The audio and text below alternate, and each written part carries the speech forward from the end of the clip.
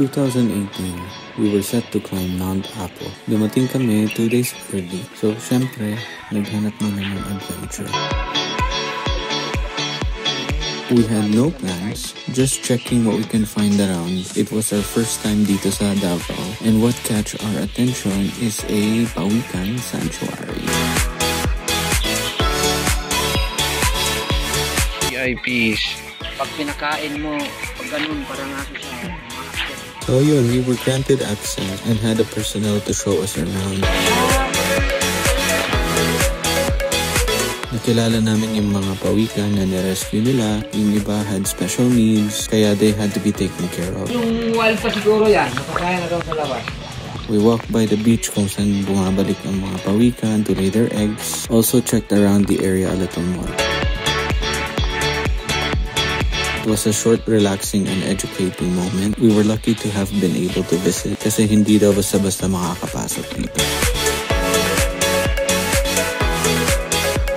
But there, after that, we went straight to the port para tumawid. Saan? Samal Island.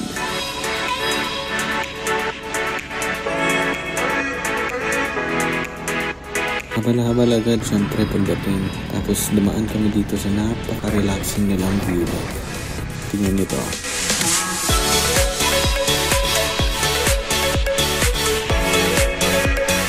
And syempre, for the main event of the day, dito tayo sa Maxima Resort. Dito kami nag-slides, tumalon, nagpalipad. Ang sarap ng activities sila dito. And dito na buo ang adventure na hinahanap namin for the day.